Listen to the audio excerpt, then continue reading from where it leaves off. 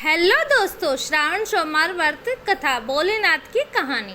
एक समय की बात है, किसी नगर में एक साहूकार रहता था।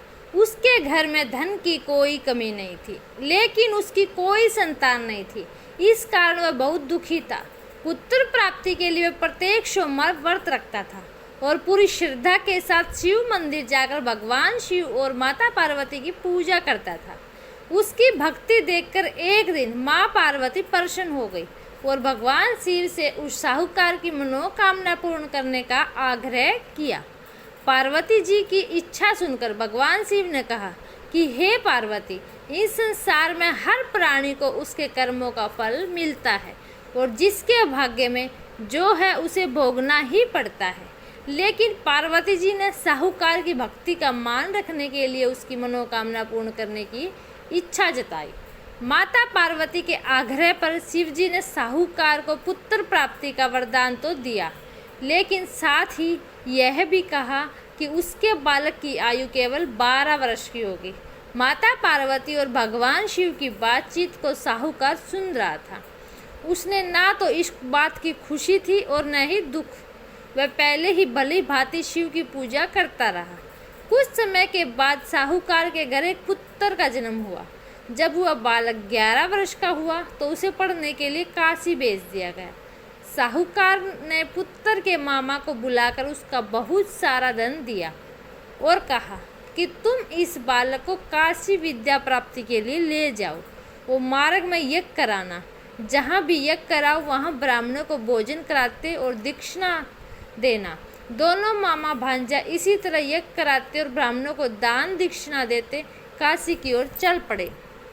रात में एक नगर पड़ा जहाँ नगर के राजा की कन्या का विवाह था, लेकिन जिस राजकुमार से उसका विवाह होने वाला था वे एक आंख से काना था। राजकुमार के पिता ने अपने पुत्र के काना होने की बात को छुपाने के लिए एक चाल सोची। साहूकार के पुत्र को देखकर उसके मन में एक विचार आया। उसने सोचा, क्यों न इस लड़के को दूल्हा बनाकर राजकुमारी से विवाह करा दूं। विवाह के बाद इसको धन देकर विदा कर दूंगा और राजकुमारी को अपने नगर ले जाऊंगा। लड़के को दूल्हे के वस्त्र पहनाकर राजकुमारी से विवाह करा दिया गया, लेकिन साहूकार का पुत्र ईमानदार था। उसे यह बात न्याय संगत नहीं लगी। उसने अवसर पाकर राजकुमारी की चुन्नी के पल्ले पर लिखा कि तुम्हारा विवाह तो मेरे साथ हुआ है, लेकिन जिस राजकुमार के संग तुम्हें भेजा जाएगा वह एक आंख से काना है। मैं तो काशी पढ़ने जा रहा हूँ। जब राजकुमारी ने चुन्नी पर लिखी बात पढ़ी तो उसने अपने माता पिता को यह बात बताई। राजा ने अपनी पुत्री को विदा नहीं किया, जिससे बारात वापस चली गई। दूसरी ओर साहूकार का लड़का और उसका मामा काशी पहुँचे और वहाँ जाकर उन्होंने यज्ञ किया। जिस दिन लड़के की आयु 12 साल की हुई उसी दिन यज्ञ रखा गया। लड़के ने अपने मामा से कहा कि मामा, मेरी तबीयत कुछ ठीक नहीं है। मामा ने कहा कि तुम अंदर जाकर सो जाओ। शिवजी के वरदान अनुसार कुछ ही देर में उस बालक के प्राण निकल गए। मृत बांझे को देख उसके मामा ने विलाप शुरू किया। संयोगवश उसी समय शिवजी और माता पार्वती उधर से जा रहे थे। पार्वती ने भगवान से कहा, स्वामी, मुझे इस रोने के स्वर सहन नहीं हो रहा। आप इस व्यक्ति के कष्टों को अवश्य दूर करें। जब शिवजी मृत बालक के समीप गए तो वह बालक की यह उसी साहूकार का पुत्र है जिसे मैंने 12 वर्ष की आयु का वरदान दिया। अब इसकी आयु पूरी हो चुकी है, लेकिन मातृ भाव से विभोर माता पार्वती ने कहा कि हे महादेव, आप इस बालक को और आयु देने की कृपा करें, अन्यथा इस वियोग में मैं इसके माता पिता भी तड़प तड़प कर मर जाएंगे। माता पार्वती के आग्रह पर भगवान शिव ने उस लड़के को जीवित होने का वरदान दिया। शिव जी की कृपा से वह लड़का जीवित हो गया। शिक्षा समाप्त करके लड़का मामा के साथ अपने नगर की ओर चल दिया। दोनों चलते हुए उसी नगर में पहुँचे जहाँ उसका विवाह हुआ था।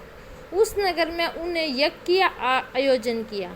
उस लड़के के ससुर ने उसे पहचान लिया और महल में ले जाकर उसकी खातिरदारी की और अपनी पुत्री को विदा किया।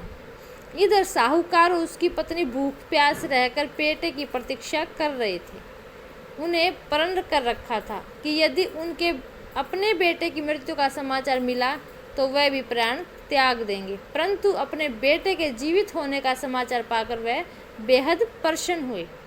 उसी रात भगवान शिव ने व्यापारी के स्वप्न में आकर कहा, हे श्रेष्ठी, मैंने तेरे सोमवार के व्रत करने और व्रत कथा सुनने से प्रसन्न होकर तेरे पुत्र को लंबी आयु प्रदान की है।